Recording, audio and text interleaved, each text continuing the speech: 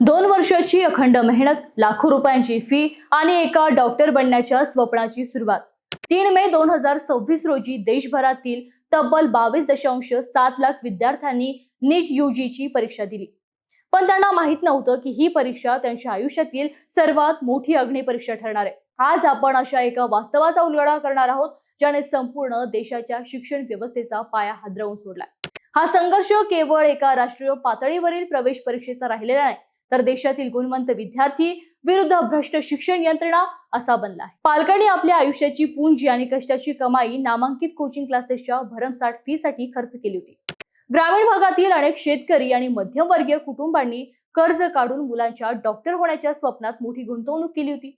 पण 3 मेच्या त्या 3 तासांनी केवळ विद्यार्थ्यांच्या ज्ञानाची परीक्षा घेतली नाही, तर त्यांच्या संपूर्ण कुटुंबाच्या अस्तित्वाचा जुगार लावला. परीक्षेनंतर काही दिवसातच एका मोठ्या आणि सुनियोजित घोटाळ्याचा पर्दाफाश झाला.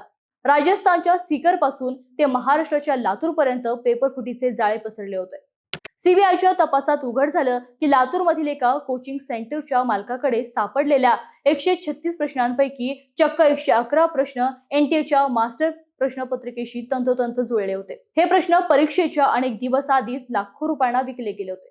सीबीआय आणि विविध तपास यंत्रणांनी केलेल्या तपासादरम्यान समोर आलेले तपशील अत्यंत धक्कादायक होते. एनटीएच्या संपूर्ण सुरक्षा व्यवस्थेमध्ये आणि गोपनीयतेमध्ये मोठा पळवाटा असल्याचं उघड झालं.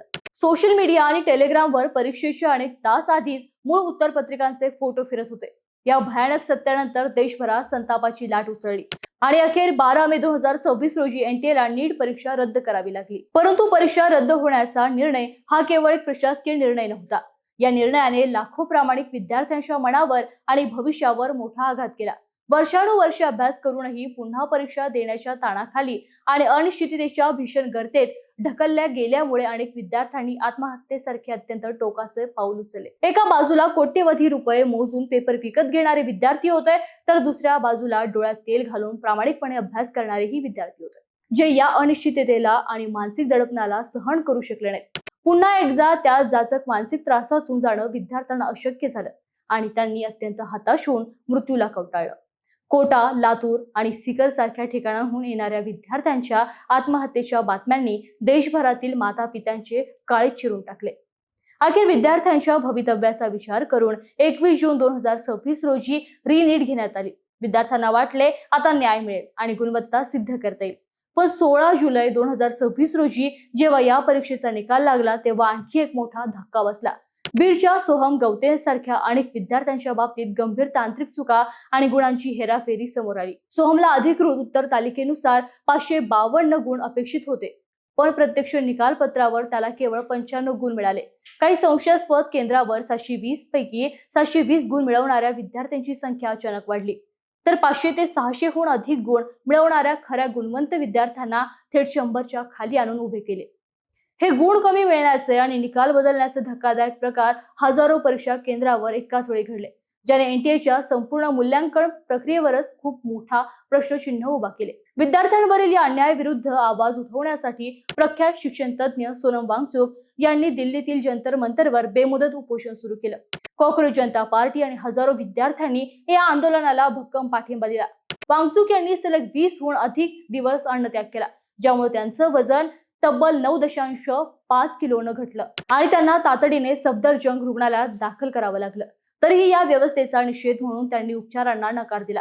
सोनम वांगचुक यांनी अत्यंत गंभीर इशारा दिला की जर देशातील गुणवत्ता अशीच बाजार केंद्री झाली तर भारताची वैद्यकीय शिक्षण व्यवस्था पूर्णपणे अंधारमय असेल. कॉक्रोच जनता पार्टीच्या कार्यकर्त्यांनी आणि नेत्यांनी रस्त्यावर उतरून पोलिसांच्या लाठीमाराचा धैर्यानं सामना केला आणि विद्यार्थ्यांच्या मूलभूत हक्कासाठी हे आंदोलन एका मोठ्या राष्ट्रीय चळवळीत रूपांतरित केलं.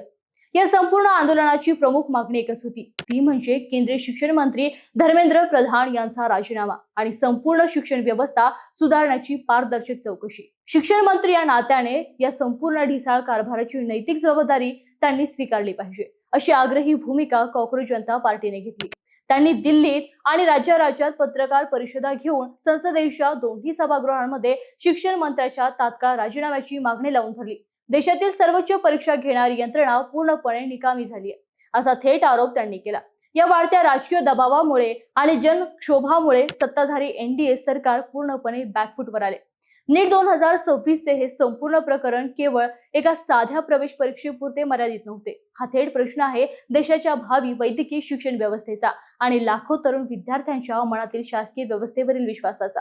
आज देशातील प्रत्येक सुजाण नागरिक, प्रत्येक चिंताग्रस्त पालक या व्यवस्थेकडे पाहत आहे. हा लढा केवळ जास्त मार्क्स मिळवण्याचा नाही, तर तो देशातील लोकशाही आणि न्याय व्यवस्थेवरील विश्वास टिकवून ठेवण्याचा आहे.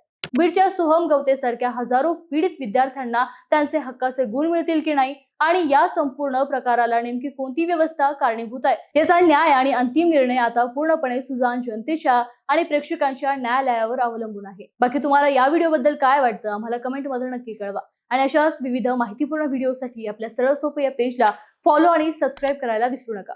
धन्यवाद.